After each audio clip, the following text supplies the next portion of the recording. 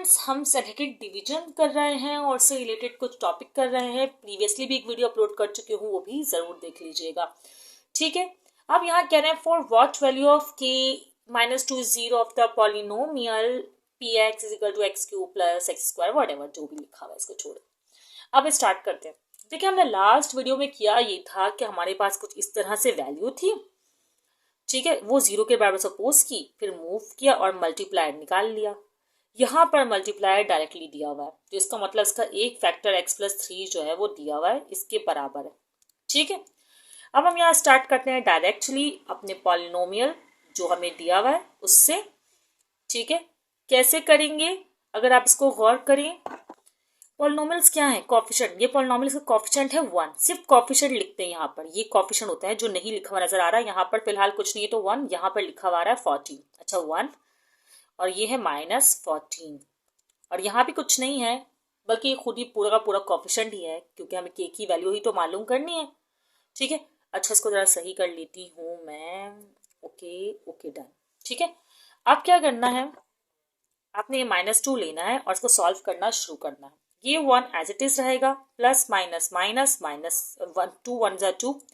देखिए, आपको इसको इससे मल्टीप्लाई करना है और यहाँ लिखना है 2 1 जा 2। ये लिख लिया मैंने। फिर यहाँ पर जो होगा वो एडिशन ही होगा, तो या सब्ट्रैक्शन होगा। जैसे माइनस प्लस माइनस, तो ये माइनस का 1 आ रहा है। फिर आप मल्टीप्लाई करें 2 1 जा 2, लेकिन माइनस माइनस प्लस, तो 2 आ गया। ठीक है, अब 14 में से 2 गए तो आंसर आया माइनस का 12। सही है।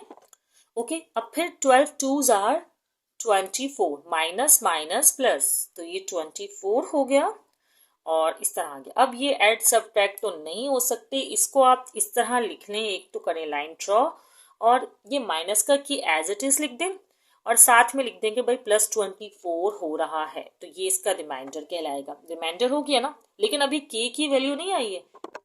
अब आगे ऐसा है कि इन्होंने बोला है कि जो रिमाइंडर है वो 0 के बराबर आना चाहिए, जब कैसा हुआ नहीं, तो इसका मतलब रिमाइंडर जो है 0 के बराबर आना चाहिए। नहीं आया, कोई मसला नहीं है। तो आप क्या करें, रिमाइंडर जो हमारा असल में आया है -k + 24, इसको लिखें और लिखें इज इक्वल टू 0। आप सॉल्व करें। आगे के स्टेप में या साइड में कर देती हूँ। माइनस का k इधर ही रहेगा, ये प्लस का 24 इज इक्वल टू किस साइड मूव कर जाएगा। ठीक है, और ये हो जाएगा माइनस माइनस कैंसिल, तो k इज इक्वल टू 24 आया। मतलब ऐसा है कि अगर k की वैल्यू 24 होगी ना, तो 24 हो जाएंगे कैंसिल और आपका जो है कंप्लीट ये क्वेश्चन, मतलब रिमाइंडर जो है वो आपका 0 आ जाएगा। स्टूडेंट्स, अगर उस क्वेश्चन में बात समझ नहीं आई है तो ये भी देख लीजिए, और ये थोड़ा सा डिफरेंट क्वेश्चन है बल्कि उससे भी, तो ये भी सीख लें, आपको बहुत फायदा ही रहेगा और कोर्स में भी शामिल है। For watch value of m, आपको बोल रहे हैं कि m की वैल्यू क्या होगी कि x - 2 बी फैक्टर, x - 2 इसका फैक्टर बन जाए, वो रिमाइंडर 0 वाली बात करे तभी तो इसका फैक्टर कहलाएगा। कोई भी फैक्टर किसी भी पॉलिनोमियल इक्वेशन का तब होता है जब उसका रिमाइंडर 0 आए।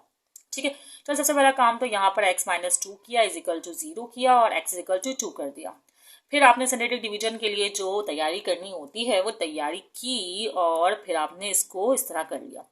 मैं इस क्वेश्चन को पहचानती हूँ तो इसलिए नंबर्स को कुछ ज़्यादा ही दूर लिखूंगी, क्योंकि मुझे पता है कि इसकी इक्वेशन जो है वो थोड़ा सा डिफरेंट हो सकती है इस तरह। ठीक है, अब मैंने क्या किया, कॉफिशिएंट्स लिखे। ये रहा 1, इसका कॉफिशिएंट ही m था इसलिए m लिखा, इसका कॉफिशिएंट -7 था इसलिए ये लिखा और ये -10 लिख दिया। अब वही तरीका, ये तो रिमेन सेम रहेगा। अब आपके पास नंबर आ चुका है मल्टीप्लाई करने के लिए और आप इसको यहाँ मल्टीप्लाई करके लिख सकते हैं 2 1 जा 2। ठीक है, अब ये दोनों ऐड नहीं हो सकते तो आप इसको बस यूं ही m + 2 करके लिख दें। अब आप क्या बोलेंगे, भाई अब क्या करूं मैं, इस 2 को किससे मल्टीप्लाई करूं, दोनों से करें। 2 m's are 2m, 2 2's are 4। ठीक है, अब आप लोग बोलेंगे भाई मैं सब्ट्रैक्ट ऐड किससे करूं, तो आपको पता है कि वेरिएबल का सेम होना जरूरी है ऐड या सब्ट्रैक्ट होने के लिए।